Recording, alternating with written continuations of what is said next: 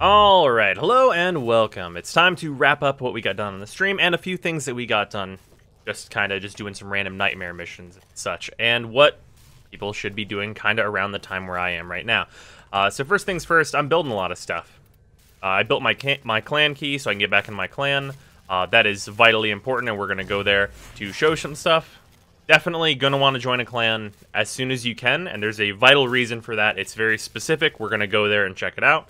Otherwise, building weapons just to level them, like the Ether Daggers and the Kraken, are not good weapons, but you're probably going to build them anyway for Mastery. You get the Kraken blueprint just because, same with the Ether Daggers, and you can just leave those in your foundry until you're going to level them to kind of manage your weapon space a little better. I'm also building the kunai, and I'm leveling the regular bow right now. So I have the Mark 1 bow that I'm keeping around as my max strength melee weapon to be used on my X-Cal. And I'm going to be leveling the regular bow. The regular bow and the kunai together can be turned into a Taipido. Taipido is a very good early game melee weapon that you can get after getting a nice chunk of mastery from its components, which are also pretty easy to build. So the Taipido is a good thing to go for early on in terms of a melee weapon. Beyond that, I've been using my secondary slot to level a lot of things. I have my kunai maxed in case I need a max secondary for anything. And I'm leveling the Lotto. I already leveled the regular Lotto and tossed them. And I have been tossing a couple secondary weapons that are just not very good. On this playthrough, I skipped getting the Lex because I decided instead to focus my credits that I was getting on building Rhino and a few other things. Which, speaking of Rhino, we have him maxed out now. He is incredibly powerful, with his 2 giving me about 2500 EHP, which is very, very high for where I am in the game right now. Part of that is because I put a couple of ranks into Steel Fiber and a few ranks, or I maxed out rather, Intensify. Intensify I got as a drop from Vor whenever I was doing a Nightmare mission on Mercury, which we're going to talk about Nightmare missions in a second. And from an alert, I got an EMP Aura.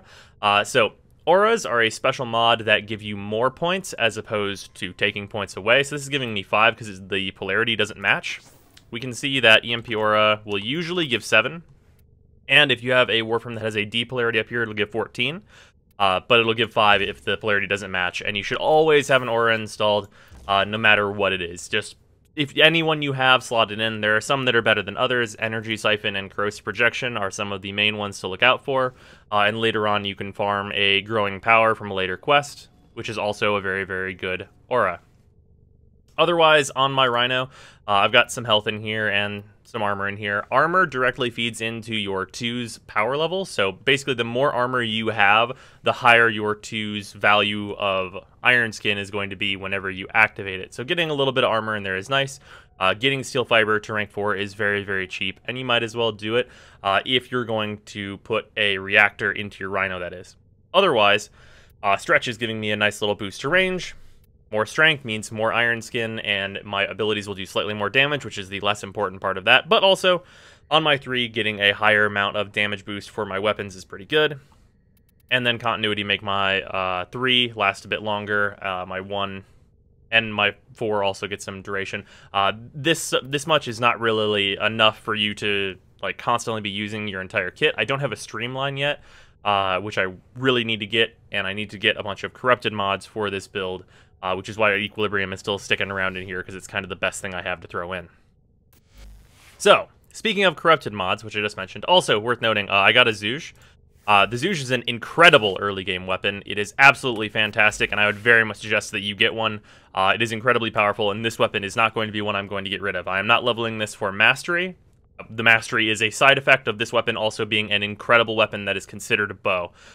It is very, very powerful, and I will be throwing a Catalyst into this weapon to get the double points, because this is going to be like mainstay weapon that I'm going to be using a lot.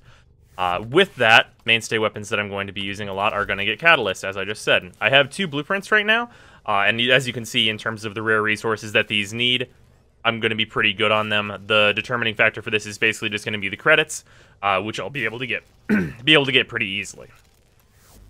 So, jumping back over here, corrupted mods.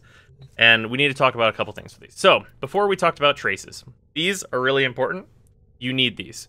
Do not, as a new player, spend these to make relics better. That is a enormous waste of your resources. It's a huge waste to make these radiant, exceptional, flawless.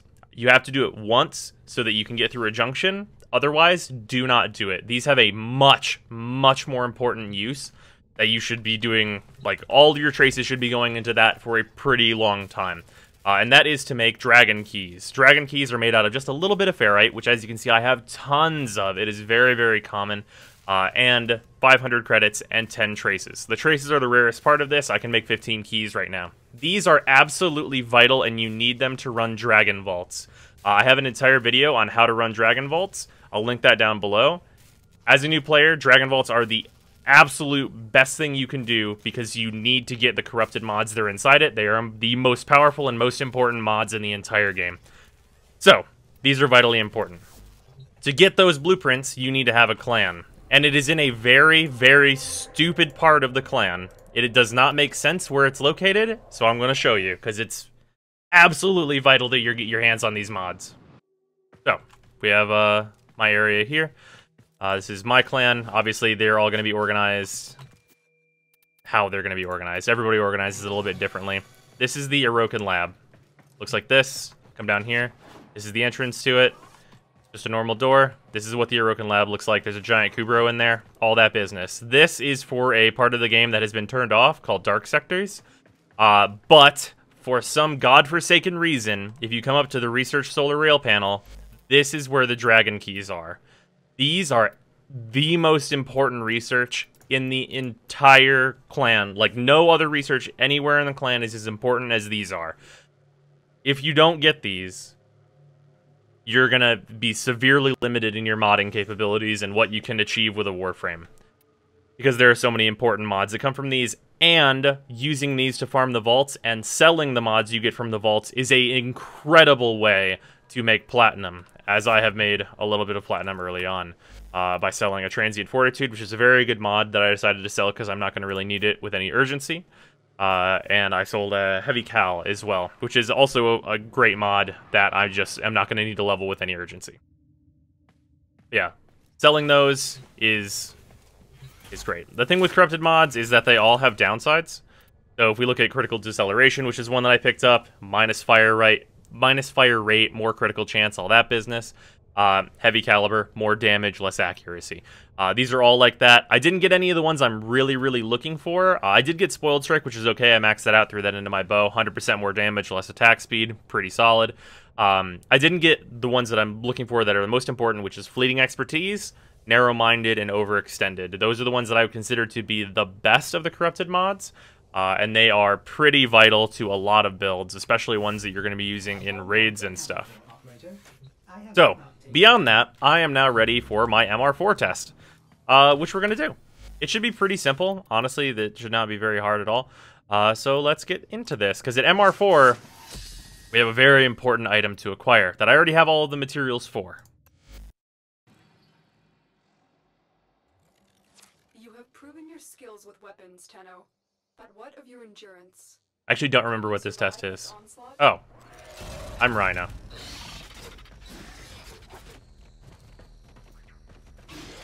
So,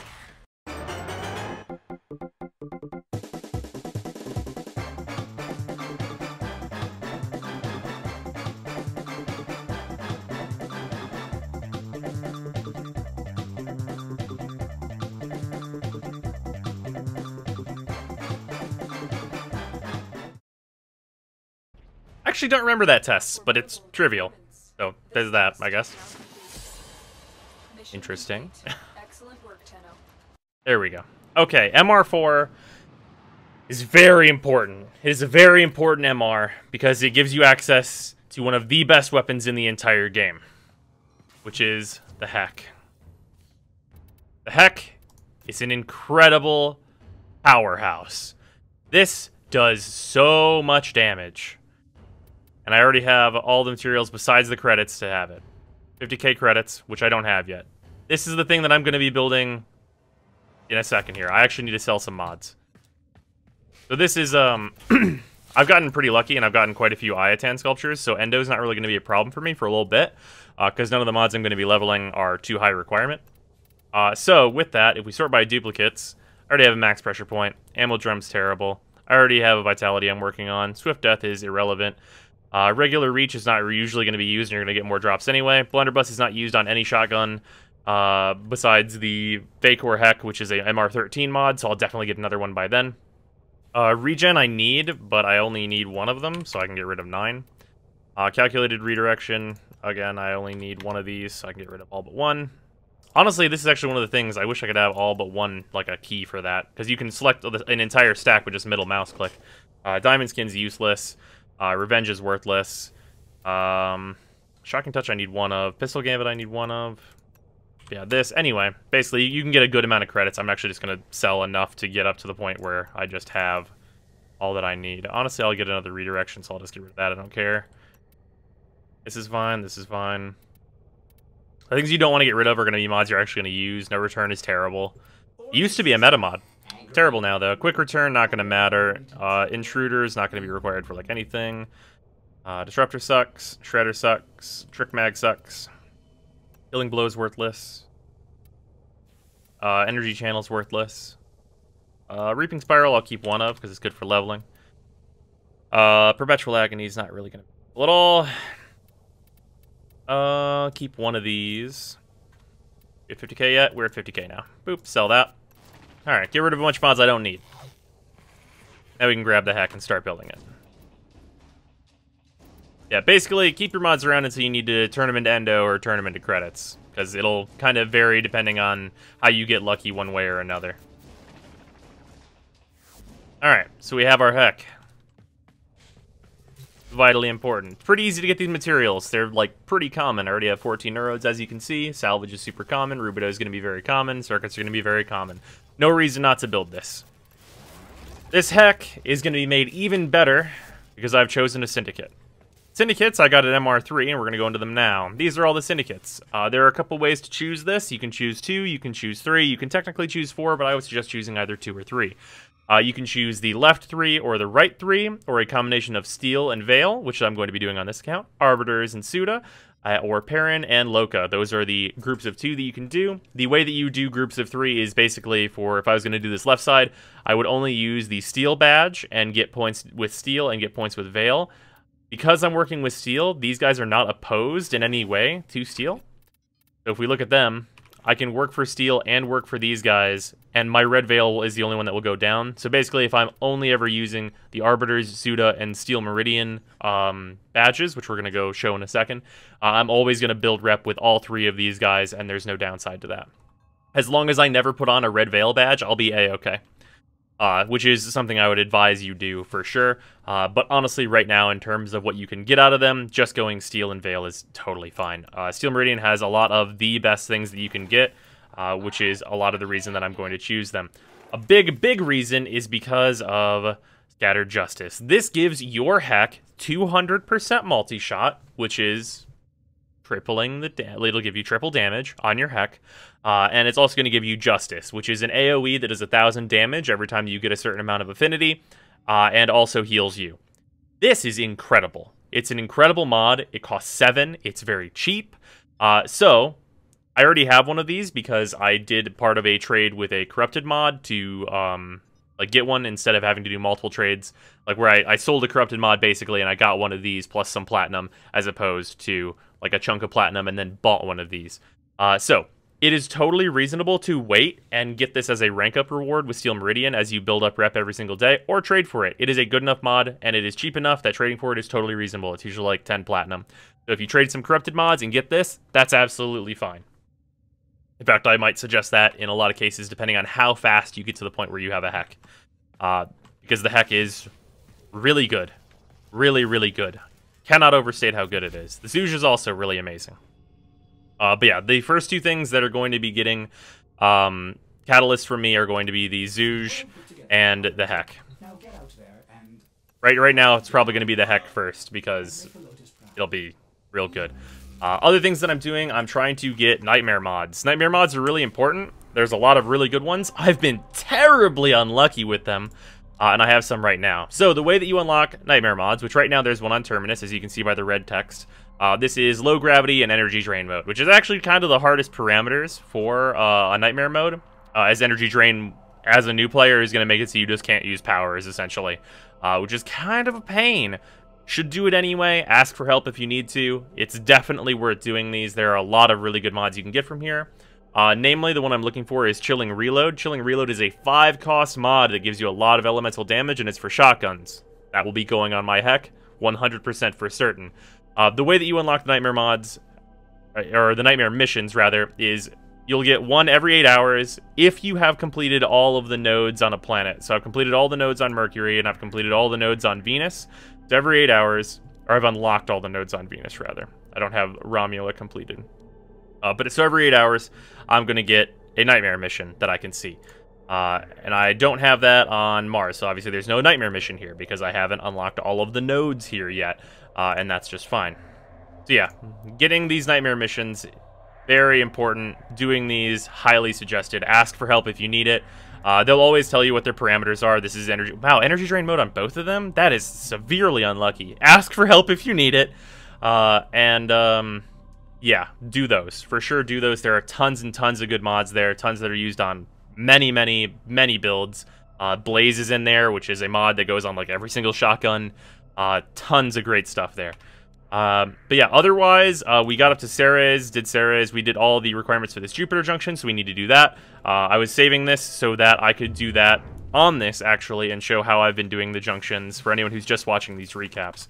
So, Rhino is actually fine for the junctions, but he is not the absolute best choice for it if you started as Excal.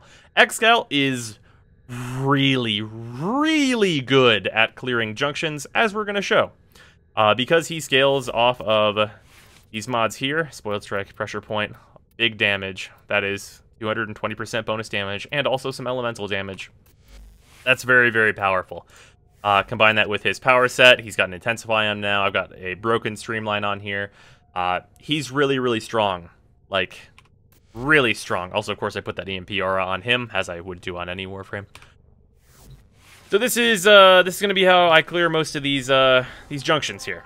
They are very simple, as long as you've unlocked the second ability on Excal.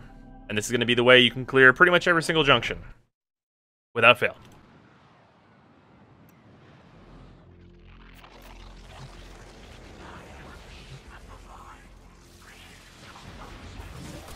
This is a Valkyrie Spectre. And now it's not a Valkyrie Spectre. Basically, you blind them with your 2, and if you feel like you need to, you can whip out your Exalted Blade and kill him. And that's that.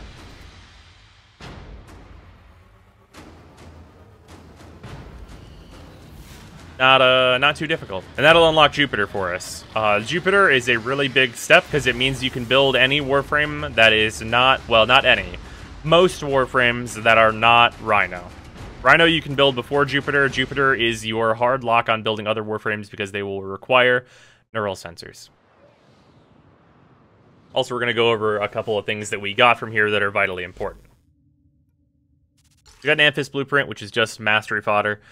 Besides that, though, we got Enhanced Durability, Rubido Lined Barrel, and Cutting Edge. So these are Arcwing mods. We got our Arcwing from the Arcwing quest, as it happens. And these are going to be basic mods that you're going to have to use in that.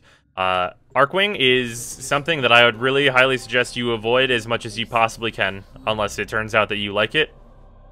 Most of the community really just doesn't like Arcwing, and with quite a few good reasons. So, if you don't want to do it, you are not alone, as Arcwing is not very refined, let's say. So, you'll have those basic mods, and that'll be good after doing that junction, but probably don't invest too heavily in it, as you're going to be doing it very, very little, if at all, for a while.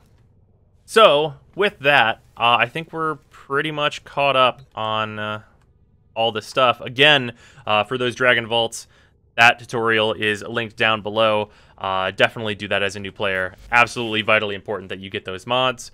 And this is kind of where I am right now. This is just going to be really good weapon for me. Working on getting a better melee weapon. Probably going to work towards the Galatine.